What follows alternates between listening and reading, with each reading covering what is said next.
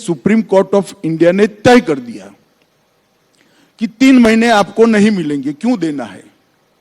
चुने हुए प्रतिनिधि कोई विशेष प्रायोरिटी क्यों एंजॉय करे? जिस क्षण से आपको सजा होती है उसी क्षण से आपकी सदस्यता रद्द हो जानी चाहिए। ये सुप्रीम कोर्ट का वर्डिक्ट है, 2013 का है, जब राहुल जी की माता जी के नेतृत्व में यूपीए चलता था। हम तो दूर दूर तक नहीं थे। अब ये जजमेंट आने के बाद हम तो आज भी सुधारना नहीं चाहते जजमेंट को, मगर कांग्रेस सरकार सुधारना चाहती थी क्योंकि वो लालू जी को बचाना चाहती थी। एक ऑर्डिनेंस लेके आए मनमोहन सिंह जी और इसको नॉनसेंस कर श्रीमान राहुल गांधी ने पूरे देश के सामने अपने ही सरकार के ऑर्डिनेंस को फाड़ दिया।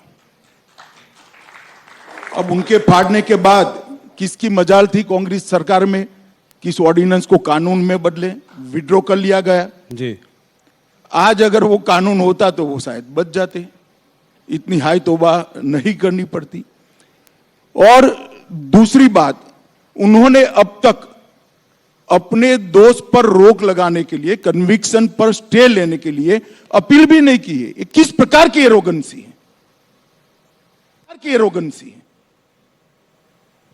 आपको फेवर चाहिए, आप मेंबर पार्लियामेंट बने रहना चाहते हो और अदालत के सामने भी नहीं जाओगे। ये किस प्रकार की एरोगेंसी है? कहां से जनरेट होती है ये एरोगेंसी? कहां से जनरेट होती है? और ये श्रीमान पहले नहीं है, अब तक राजनीति में उनसे ज्यादा बड़े पद पर रहे हुए और उनसे भी ज्यादा अनुभव रखने वाले ढेर सारे नेता इसी प्रावधान के तहत अपनी सदस्यता गंवा चुके हैं। मैं 3 नाम तो आपको अभी भी गिना सकता हूं। श्रीमान लालू प्रसाद यादव इसका सबसे पहला भोग बने, उसके बाद जयललिता जी बनी और राशिद अलवी जी बने। राहुल गांधी, सबकी सदस्यता गई है। किसी ने काले कपड़े नहीं पहने, किसी ने हाय तौबा नहीं की, क्योंकि ये सुप्रीम कोर्ट का जजमेंट है, देश का कानून है। मगर अब इन पर आ गई तो कांग्रेस वाले कहते हैं गांधी फैमिली के लिए एक अलग कानून बनाना चाहिए। मैं देश की जनता को पूछना चाहता हूं, किसी एक परिवार के लिए इस देश में अलग कानून बनना चाहिए क्या? ये देश की जनता ने तय करना है। किस मेंटालिटी में जीते हैं लोग? और फिर कुछ भी होता है तो मोदी जी पर आरोप करना, लोकसभा स्पीकर पर आरोप मढ़े जा रहे हैं। अरे भाई, आप कानून पढ़ो। वो तो शायद नहीं पढ़ पाएंगे, मुझे मालूम है, समझ नहीं पाएंगे, परंतु कांग्रेस के बड़े बड़े वकील जो राज्यसभा में बैठे हैं और वकील होने के कारण ही बैठे हैं, वो लोग भी नहीं समझाते हैं कि भाई लोकसभा स्पीकर के हाथ में कुछ नहीं है। लोकसभा स्पीकर शायद 2 दिन के बाद भी कुछ करते तो वो 2 दिन में एज अ मेंबर पार्लियामेंट आपने जो कुछ भी वक्तव्य दिया है वो लोकसभा को इरेज करना पड़ता, क्योंकि आपकी सदस्यता वो क्षण से जाती है जिस क्षण से आपको सजा होती। पर घर से भी तुरंत निकाल दिया। घर थोड़े दिन दे सकते थे, रुक सकते थे। तो इससे फायदा क्या होता, समझाइए। नहीं, सिंबॉलिक है, बैर की राजनीति बोल रहे हैं ये, इसलिए मैं सवाल पूछा। सिंबॉलिक तो ये है कि फॉर व्हाट स्पेशल फेवर? आप बता सकते हैं जब जर्नलिस्ट क्यों स्पेशल फेवर करनी चाहिए? जब संज्ञान में आए उसके बाद तुरंत कदम उठाने का सुप्रीम कोर्ट का निर्देश है। ऑनलाइन जजमेंट भी पहुंच गया, जिन्होंने अर्जी की थी उन्होंने जजमेंट पहुंचा दिया। और लोकसभा स्पीकर सुप्रीम कोर्ट के आदेश की अवमानना क्यों करे? क्योंकि वो गांधी परिवार के हैं, इसलिए करें। और आप हमें सवाल पूछ रहे हैं, उनको क्यों सवाल नहीं पूछ रहे कि भाई आप कोर्ट में क्यों नहीं गए?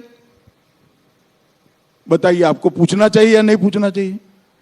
जी, मुझे लगता है कि वो इस बात को और आगे ले जाना चाहते हैं, वापस जहां पे उन्होंने मोदी। वो जहां ले जाना चाहते हैं, मगर ये कानून की स्थिति है, इसमें कोई वेंडेटा का पॉलिटिक्स है नहीं। बदले की राजनीति इसलिए नहीं है क्योंकि सुप्रीम कोर्ट ऑफ इंडिया का जजमेंट है और जब आपकी सरकार थी तब आया है।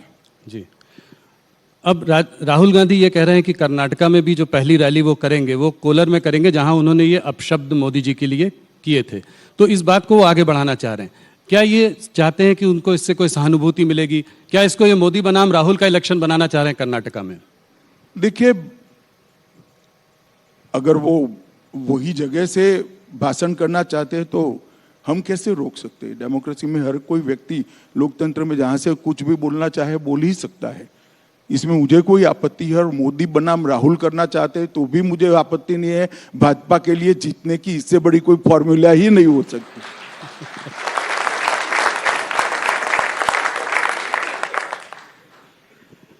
अमित जी, आपकी पार्टी ये जो अपशब्द राहुल जी ने मोदी जी के लिए कहे, आपकी पार्टी इसको एक एंटी ओबीसी कलर भी देने की कोशिश कर रही है, ऐसा क्यों? देखिए, उन्होंने मोदी जी को नहीं कहा है। पूरा भाषण आप सुन लीजिए जी। और मेरे इंटरव्यू के पहले चलाकर भी दिखाइएगा तो लोग भी सुने। उन्होंने मोदी समाज मतलब तेली समाज में सभी लोग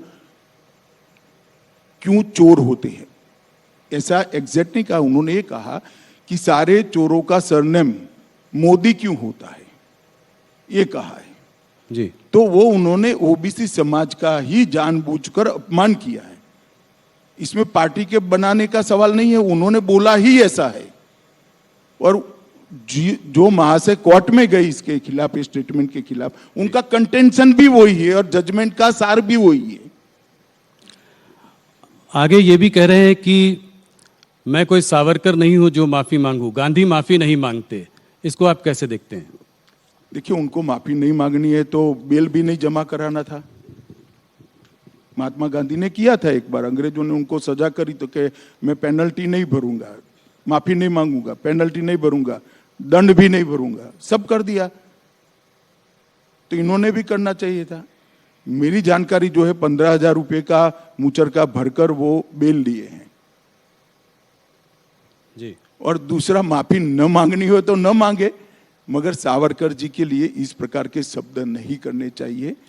मैं इतना कह सकता हूं कि इस देश के लिए ज्यादा से ज्यादा यातनाएं सहने वाले व्यक्तियों में से एक वीर सावरकर। पूरे आजादी के संग्राम के अंदर एक ही व्यक्ति ऐसी है जिसको एक साथ 2 जन्म टिप की सजाएं हुई हैं जी। ऐसे वीर हुतात्मा के लिए आज इस प्रकार के शब्द प्रयोग करना, और शायद हम पर उनको भरोसा ना हो, वो अपनी दादी के भाषण सावरकर जी के लिए पढ़ ले कि इंदिरा जी क्या कहती थी। वो पढ़ लेंगे तो उनको मालूम पड़ेगा। उनके साथी भी उनको कह रहे हैं, शिवसेना शरद पवार सब एडवाइस कर रहे हैं जी। अमित जी, अभी तक ममता बनर्जी और केजरीवाल जो है कांग्रेस के साथ नहीं थे। इस मुद्दे को लेकर वो भी अब राहुल गांधी के और कांग्रेस के साथ खड़े हुए हैं। एक तरीके से ऑपोजिशन जो है एक साथ एकजुट हो गई है इस मुद्दे को लेकर। देखिए राहुल जी, हर बार ये सवाल मैं जब से राष्ट्रीय राजनीति में आए आ रहा है। मुझे एक बताओ, ये दोनों साथ में आ गए, ठीक है, कोई भी प्लेटफॉर्म पर आ गए, बंगाल में क्या करेंगे? केजरीवाल जी क्या दिल्ली की सीट राहुल जी के लिए छोड़ देंगे क्या? साथ में आने का क्या मतलब है भाई? कोई मतलब नहीं है, सब एक दूसरे के खिलाफ लड़ रहे हैं, क्या साथ में आए? एक बात है कि मोदी का विरोध करने के लिए सब साथ में दिखाई पड़ते हैं। अब ठीक ही है, हमें कोई आपत्ति नहीं है। अब इसी बात को लेकर सारा ऑपोजिशन कह रहा है कि देश में लोकतंत्र खतरे में है। इस तरह का जो है ये नैरेटिव वेस्टर्न मीडिया के भी कुछ सेक्शंस में उठ जाता है।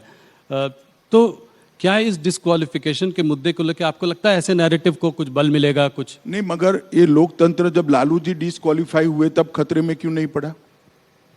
अभी एनसीपी के एक सांसद डिस्क्वालीफाई हुए थे, मोहम्मद फैजल जी, तब क्यों खतरे में नहीं पड़ा? श्रीमती कुमारी जयललिता जब डिस्क्वालीफाई हो गई थी तब खतरे में क्यों नहीं पड़ा? सिर्फ गांधी परिवार से ही खतरा खड़ा होता है क्या? ये तो 17 लोग डिस्क्वालीफाई हो चुके हैं भैया, और ये देश का कानून है जो बदल सकते थे, आप आपने फाड़ दिया नॉनसेंस कर। अब काहे को छाती पीट रहे हो भाई?